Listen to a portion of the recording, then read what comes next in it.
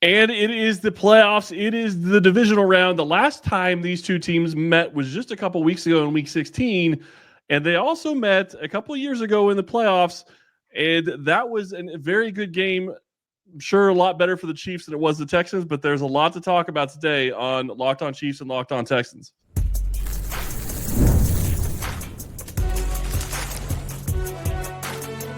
You are Locked On NFL Crossover, part of the Locked On Podcast Network. Your team every day. Hey, Chiefs Kingdom, welcome back for another episode of Locked On Chiefs, and this is also a crossover episode for Locked On Texans, your daily podcast covering the Kansas City Chiefs and the Houston Texans, part of the Locked On Podcast Network, your team every day. Thank you for always making Locked On Chiefs and Locked On Texans your first listen. Go check out another show, maybe Locked On NFL. Don't forget, we are free and available on all platforms, including YouTube as well. I am Chris Clark. This is Big Sarge. We have a lot to talk about in this game and in this matchup, but today's show is sponsored by Prize Picks. Go to prizepicks.com/LockedOnNFL and use code all lowercase LockedOnNFL to win $50 instantly when you play $5. Big Sarge, this is quite the game. Kansas City is used to these types of scenarios. I'll be honest, I was watching the Texans play last week. I did not think they were going to get it done, especially in the first quarter. Obviously, everything changed in the second quarter, in the second half. But this is going to be a lot of fun to watch this game, and they're going to be playing with a lot of emotion in this one. Yeah, of course. And when you say a lot of emotions, I know that some people automatically go to the last time the Texans and the Chiefs met in the divisional rounds, and the Texans had that, I think it was 24-0. 24-0. And then all of a sudden they got outscored. What was it, like 51-7 or something? No, 51-7 or something like that. I don't remember that, because the actual score was what, 51-31, if I'm not mistaken. I can't actually remember. I'm pretty sure the Chiefs took the lead before halftime, but it happened so quickly. I mean, it started to happen in flurries. I mean, it was like the scoring just kept happening and happening and happening and happening. I was like, hey, look, the Houston Texans, y'all got to look, Bill O'Brien, throw in the white towel, because it was entirely too much. But I don't mean that, and I'm not trying to stir up the emotions of the Houston Texans fans who have been diehard and loyal fans. The emotional return I'm talking about is from week 16, the Houston Texans played the Kansas City Chiefs at Jihad Stadium, Jihad Field, Arrowhead Stadium. Yep, GEHA Stadium at Arrowhead. At Arrowhead, okay, and so that's the last time the Houston Texans played them. There in week 16, and the reason why it was so emotional is because the Houston Texans lost their emotional leader. They lost one of their teammates that they really, really depend on as far as production is concerned, especially when you're without Stephon Diggs, who is out for the rest of the season, and that's Tank Dell.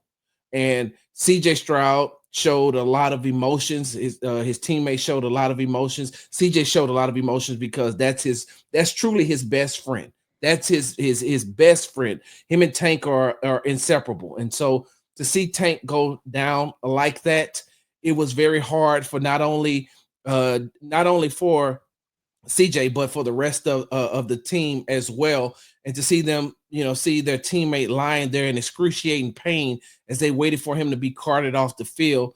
Like, after that point, it was one of those things where I don't even know if they really wanted to continue to play football, but they did. And in that in this emotional return, it isn't one of those, hey, let's go win one for Tank, but it's kind of like, let's go win it for Tank. I was talking to Henry Toa on Wednesday, and he says, yes, as much as we want to win this game for Tank, we just want to win this game. And take the emotions out of it, take the emotions in what happened during that game. The Houston Texans played a really good game against the Kansas City Chiefs. A lot of people don't realize that Tank, even though he was injured and injured severely, he still caught the pass. He still held on to the ball. And at that point, before he went down, after he caught that pass, the score was 17-16. And you have that delay. Kaimi Fairbairn comes in. He misses the extra point. But if he doesn't get hurt, Kaimi comes in. He's a very accurate kicker. We're looking at a 17-17 score. against this team that with the Houston Texans who hadn't played up to the standards of what they wanted to heading into that game, but to still be going toe to toe with the Super Bowl champions and having that, being there at that point, you're saying to yourself, okay, maybe this may be a game that they could turn a corner. And then Tank gets hurt. And after that, the Houston Texans still didn't play bad after Tank's injury. And it was in the third quarter. After Tank's injury, Kansas City, the Houston Texans defense stopped Kansas City on 4th and 1 on their next drive. Then the Texans went 3 and out. Kansas City scored a touchdown. The Texans scored a field goal. Kansas City came back and they scored a field goal. Then the Texans went 3 and out.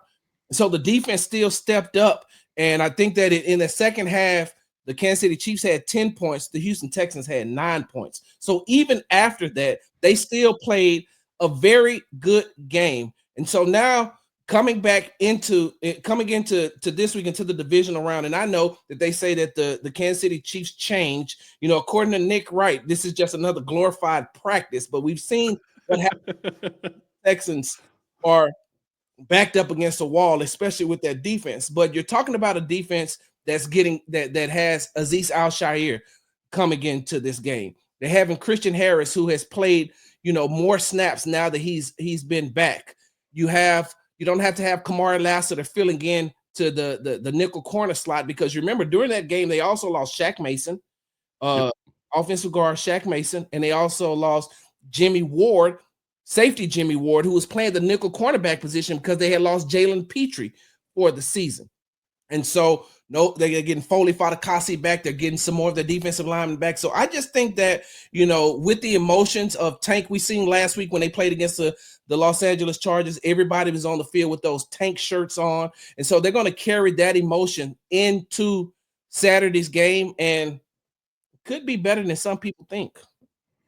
Could be. I'm going to be interested to see how it turns out, because one thing that I do know is sometimes you can have a lot of emotion, especially going into a playoff game against the Los Angeles Chargers, and it wipes you out the next week. Yeah. Other times it carries you on. So we'll see which Texans team Kansas City gets. But the reality is this is going to be a game that is going to be decided by probably the offensive lines of both teams.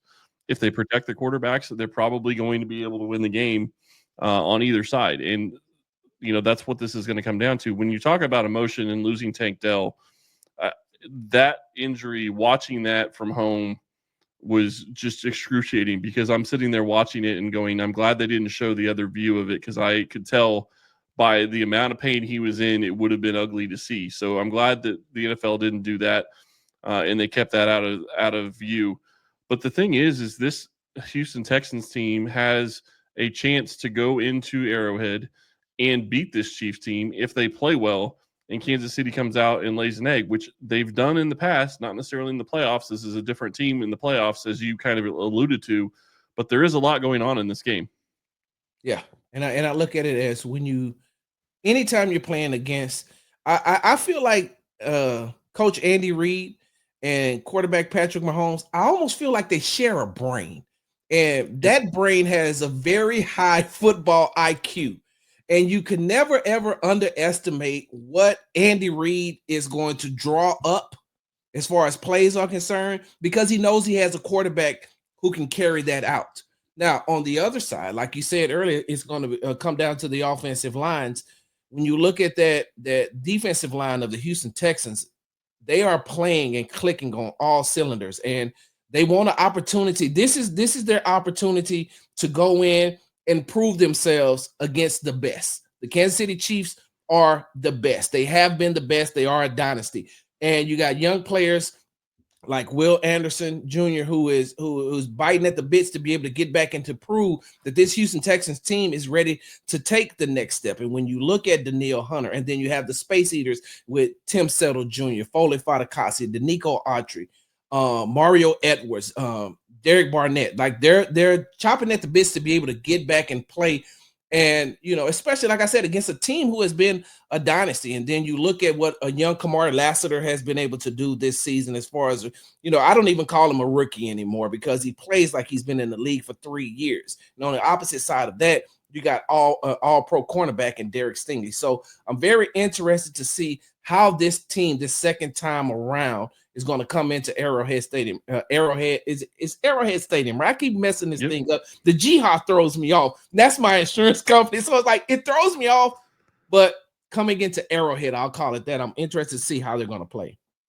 Yeah, it's going to be a fascinating game. I cannot wait. This is going to be something I've been looking forward to, because the one thing that I've known about this team all season long is it doesn't necessarily matter how they play in the regular season, and they've shown that over the past several years that they haven't played great in the regular season. They find another level and they find another way to get things done in the playoffs, and that's what this game is going to come down to. Who is the better prepared team? Who's ready to go?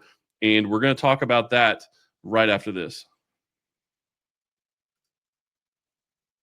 From big upsets to game-winning drives, the NFL playoffs are better with FanDuel, because right now new customers can bet $5 and get $200 in bonus bets guaranteed. That's $200 in bonus bets, win or lose.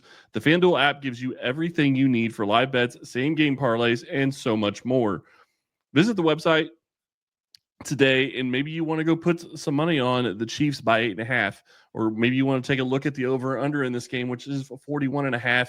I really think that this could be going in the over in that direction. 8.5 is a lot for the Chiefs with the way that they've been playing, but this is playoff football, so it's going to be entertaining.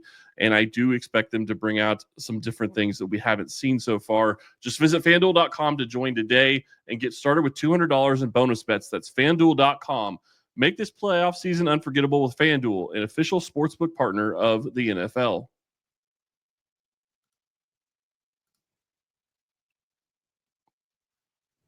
One of the biggest things going into this game is Kansas City had the chance to rest their starters in week over the bye week. But it goes beyond that, because they also had the chance to rest a lot of their guys, 15 or 16 of them pretty much, against the Denver Broncos. So now you have players that haven't played for almost 3 weeks. And this is going to be something that I think is going to be real interesting to see what Kansas City does, because you look at it and it makes sense that you want to get your players healthy as they can be. You want to get them rested. I get all that. The questions are they going to be able to just turn it on and off like they have in the past? And that's what I was going to ask you, Chris, is this rust narrative that they're talking about, this rusty factor, this rusty narrative that the media has been pushing about the Kansas City Chiefs being off for so long. How much can that really be applied to a team that's a dynasty, who's been here before, who knows what it takes to play playoff football, who has played on numerous occasions in January and beyond, going into the Super Bowl? I feel like this is a Kansas City team that, they had a lot of close games this past season, but you can only win those type of games when you're all on the same page and you've been there before. So does the rust play a factor? I think it plays a factor to an extent. I don't know how much of an extent. That's going to be the big question, because the reality is this team can come out in the first quarter and be real rusty and make it look like the Houston Texans are going to run away with the game, or just make it to where it looks like they're going to lose. Maybe that's what happens in the first quarter. But with the way that this team is built and with all the experience that they have, I mean, you're looking at guys that have been in the league for 3 years that have been in the Super Bowl twice already. So they have the experience. It's not going to feel like it's too big for them. They know what to expect from that level. So just because they may not be performing early in the game, I'm not going to worry about it near as much, because this is a roster that's built to win in the playoffs. And if there's anybody that I trust to get it done in the playoffs, it's Patrick Mahomes. He had a phenomenal playoffs last season. And I do think that he has gotten to a point where he realizes the different things he can get away with and the different things that he can't in the playoffs. And it's going to be a different perspective. One of the things that he did last year that was so great was he just didn't turn the ball over. I think he had 1 turnover in the playoffs last year, and that was in the Super Bowl against the 49ers. And when you're looking at that from that perspective, I understand that's only 2.5 or 2 games of not turning the ball over, but when the playoffs and the stakes are even higher, and it's supposed to be more pressure and more speed and everything else, the windows become tighter. It should be easier to throw more picks. Look what happened to Justin Herbert. And that's not trying to take a shot at anything your defense did. It's just the reality. Herbert, I think, had 3 interceptions the entire season, and then threw 4 against you guys? Yep, exactly. And so when you look at that, I think he only had coming into that game, he only had 4 total turnovers, the 3 interceptions and 1 fumble coming into that game. And what the Houston Texans were able to do is almost like speed him up. And I don't think that you can do that against a first ballot Hall of Fame quarterback like Patrick Mahomes. And so I don't think that. Sorry, I have to chuckle because you're saying that he's only been in the league 7 years and you're already calling him first ballot Hall of Famer. Look, I put it like don't this. disagree, but hey, Chris, I put it like this.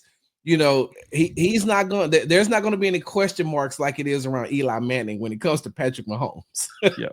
And so, but I guess my question to you also would be, how does Hollywood Brown and Xavier Worthy, 2 players who really aren't used to this type of playoff football, come in and are able to help? Will the 3 weeks being off help them, or would it hurt them? I will say, I think for Worthy, I think it's going to help him. And the reason I think it's going to help him is because he probably was starting to hit a rookie wall at the end of the season. Mhm. And, you look at how many games they play in the NCAA, he played the entire season. And I want to say this because a lot of people, when they looked at Worthy, they said that he's not going to be able to stay healthy in the NFL. He didn't miss any time this season. Yeah. I don't think he played. He may have played a couple of snaps against the Broncos, but that was a coach's decision. He was able to play if they wanted him to, but why play him? Why have him out there and why play him? So to me, I think it helps Worthy because I think that he needed the rest, and I think that it's going to help him and get him ready for the playoffs. For Hollywood, it's a little bit different, but what you saw when he returned against the Texans in Week 16, what you saw that week was a Hollywood Brown that knew the offense, was able to step in and get some stuff done. Granted, it wasn't like he went off for like 150 yards and 2 touchdowns, but you saw he had a specific role that they used him in, and that opened up the offense for other things, for DeAndre Hopkins, for Xavier Worthy to do things that he hasn't been able to do most of the season because he was trying to be the number 1 guy or the number 2 guy at different times this year. So I do think that it's going to help Xavier. I don't really know if it really helps or hurts Hollywood.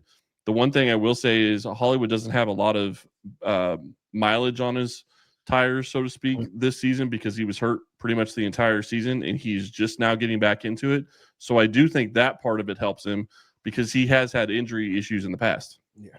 I think that coming into this game, I'm very interested to see how the Houston Texans are going to play Hollywood and how they're going to play Xavier Worthy because losing Jimmy Ward in that game, and now you're moving Kamari Lassiter from the outside to the inside into playing the nickel corner position, something that he really hadn't done in the NFL. He'd done it in high school. He'd done it in college. He played very well there, but the NFL is a whole different animal. He wasn't used to it.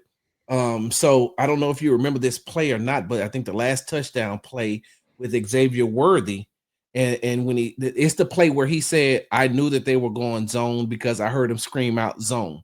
And if you go back and you look at that play, you'll see that Kamari Lassiter, because of the unfamiliarity with playing that position in the NFL, he didn't get his field of depth was off.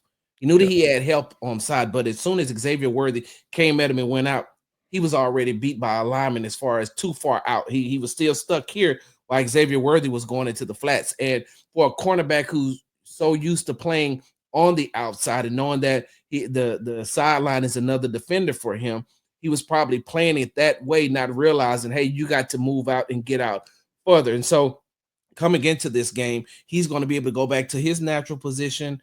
And, of course, Derek Stingley. And I'm interested to see Miles Bryant and what he's going to do. Like, I know that last week against the Chargers, you look at Ladd McConkey's numbers and you see 197 yards. And, he was really good. But 86 or 87 of that, I don't remember. I don't know if it's 86 or 87 of that came on that one play. Well, if you go back and you look at that play, Miles Bryant has very good defense on him. He's playing. He's right there with him. Ladd just made the better play as far as jumping up and going and get the ball. And so I'm saying that to say, as I digress, I think that we're going to see a different type of defense for the Houston Texans with Miles Bryant being on the field. Someone whose natural position is the nickel corner. And that's why I'm eager to see how Xavier Worthy is going to play that.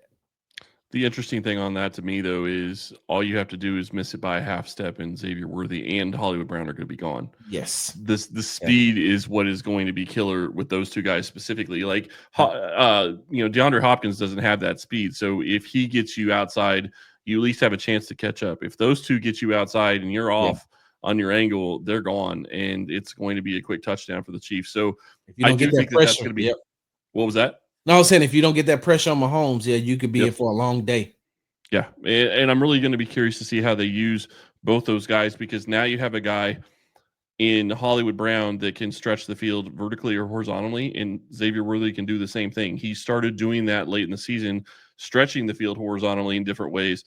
Yep. I'm curious to see how they take that and adapt it to getting into this game and attacking the Houston Texans, because I guarantee you Andy Reid has something, and Patrick Mahomes has something in his bag of tricks for this playoff game, because they always hold something back and during Travis the regular Kelce season. Too.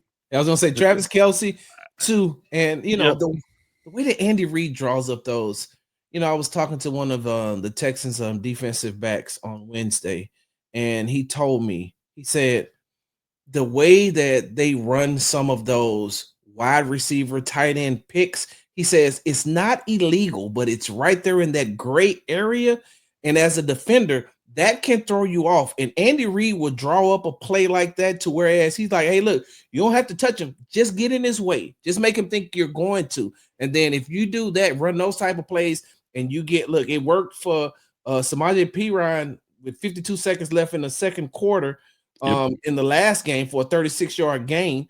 If it works for him, there's no telling what could happen if you get that for Xavier Worthy or if you get that for Hollywood Brown. So the Houston Texans are going to have to be very aware of that.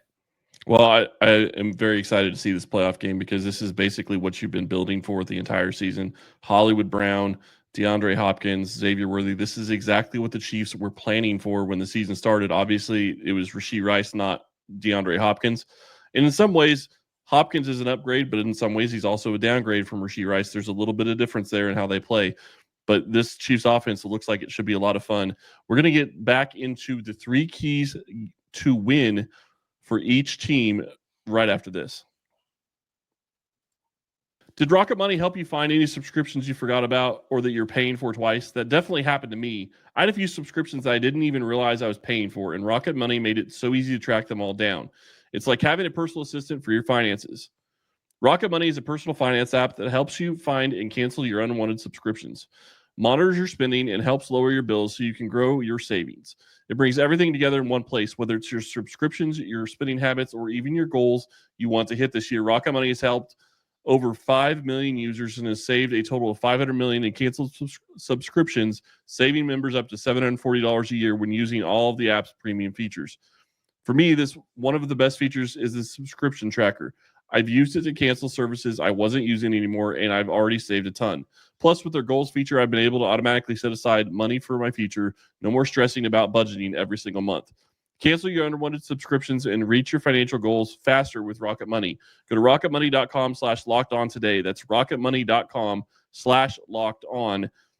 rocketmoney.com/lockedon.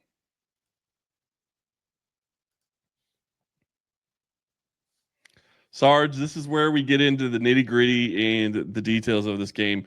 There are so many different matchups and so many different things that I'm looking forward to, but the biggest thing for me going into this game is Patrick Mahomes playing the way he's played in the playoffs in the past. Yeah. If he takes care of the ball and they don't give the Texans a short field, that is the pathway to victory for me.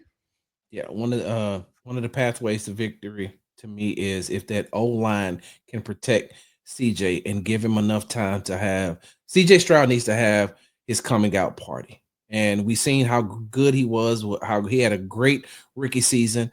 Was statistically, he may not have been, playing this season like everybody wanted him to be. And I know they call it the sophomore slump, but you could just see little signs of him getting better every week. And then, that last week against the Los Angeles Chargers, it was almost like that one play that everybody has been talking about where the muffed snap, and next thing you know, he picks it up, runs to the sideline, and finds Xavier Hutchinson in the middle of the field for 34. That's a huge play. Yeah, 34 yards. And then CJ started to use his legs a little bit more. You could almost see him get his swagger back. And so this game going up against, arguably one of the top 5 to 7 quarterbacks to ever play this game in Patrick Mahomes, going up against a great mind like Andy Reid, going up against Spagnolia, right? Did I say that right? Spagnolo. Yeah. So going up against his brilliant defensive mind. This is a game where CJ can have his coming out party in the playoffs and show the rest of the world he's ready to take that next step. But that starts with the offensive line protecting him. When I look at this game, the second key for me is, and this is going to sound a little weird, but it's probably 6 or 7, maybe even 8 different people getting a reception in this game, and probably 3 guys with 5 targets or more, if not 4 guys with 5 targets or more. And I'm talking DeAndre Hopkins, Travis Kelce, Xavier Worthy, and Hollywood Brown. If you can spread the ball around and make it to where the Texans have no idea where the ball is going to go, this should be a game that the offense should be able to go out and win for you. That is key number 2 to me, is spread the ball around and get everybody involved. Key number 2 for me is the defense having that swarm mentality and not allowing those players, those impact players. Pacheco's playing this week, correct? Mm-hmm. And make sure that you watch Pacheco coming out of the backfield. Make sure you watch P. Ryan, who Coach D'Amico Ryans mentioned in his press conference on Monday about how good of a pass protector he is, how good he runs routes, how good he runs the ball. So this is a game where the Houston Texans defense is going to have to lean on the acronym that they've been using all year, that swarm mentality. Everybody has to get to the ball. Everybody has to win their one-on-ones. And if you win your one-on-ones and you're playing with that swarm mentality, then what you want to do is you don't want to allow Patrick Mahomes to have any explosive plays. You want, if he's going to dink and dunk, then you're going to make him dink and dunk, and hopefully you can make him make a mistake. I don't think that they had any turnovers, and I don't think Patrick Mahomes had any turnovers in the last game that the Texans played. And so, for a team who has thrived on turning other teams over, that's exactly what they're going to have to do. They're going to have to make Patrick Mahomes make some type of mistake, and that starts with that swarm mentality. Yeah, and on the other side for me, for the third key to victory for the Chiefs is stopping the run. And it's not necessarily because I'm extremely worried about about Joe Mixon. Joe Mixon is a great back. It's more about forcing CJ Stroud to be the guy that has to beat you. I'm not saying that he can't. I'm saying that if you put all the pressure on him, it's going to be a different situation than if you allow him to have a running game and allow him to have the play action pass. So to me, it's, can you get Joe Mixon and keep him under 50, 60 yards, and then put CJ Stroud in a situation where he has to rely on Nico Collins and a bunch of wide receivers that don't include Tank Dell or Stephon Diggs to try to beat this Chiefs defense. I was to piggyback off of that is I'm going to talk about my third key is Nico Collins, and another person I'll talk about in just a second, but Nico Collins thrives in the big games, the big moments. He's a big time receiver, and he wants these type of matchups. He wants these type of games. He wants that national spotlight to show who he is. He's one of those players that still plays with a chip on his shoulder. He's one of those players who a lot of people counted out early on in his career only because he was injured, and this franchise was going through a lot. And so now he's thriving on that. And so if him and CJ can get on the same page early, I think that'll be key. But it's also time. On Tuesday, D'Amico Ryans announced that rookie tight end Cade Stover is out for the season because he has to have shoulder surgery. And he's a big key of the Houston Texans offense as far as being someone that CJ can dump the ball off to in the flats. He's very good at blocking. But it's time for Dalton Schultz to step up. And one of the weaknesses I know on that Kansas City Chiefs defense is they can't hold tight ends.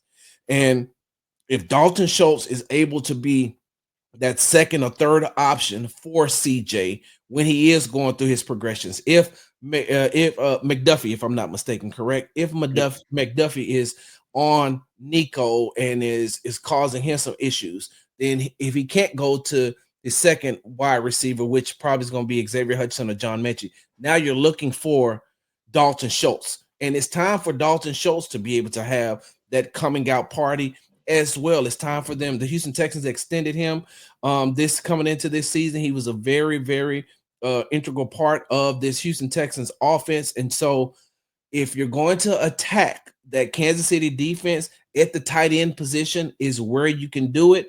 And so I'm hoping that Dalton Schultz is going to have a big game this weekend.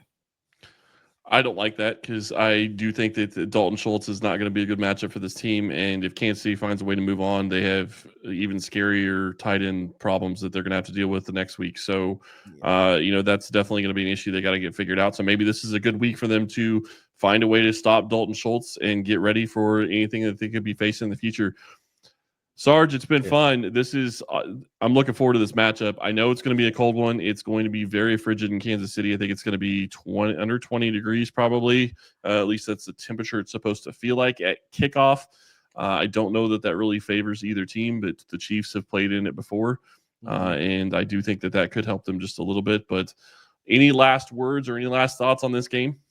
Yeah, I'm going to predict that the Houston Texans go in and get an emotional victory on Saturday, a 27-24 victory over the Kansas City Chiefs. Because, hey, Chris, look, at some point, we watched the dynasty in the New England Patriots, and at some point, they had to give that up, and it came to Kansas City. At some point, Kansas City is gonna have to be a changing of the guard as well. Why not it be, to this young Houston Texans team who's coming in playing with emotions? 27-24. I'm not going to give a score prediction. I'm going to say that I don't agree with your prediction. I don't think that the Chiefs are going to lose this game. And honestly, it goes just back to Andy Reid and Patrick Mahomes. Like, you take anything else away, I think it comes down to those two. Andy Reid is going to have something ready for the Texans.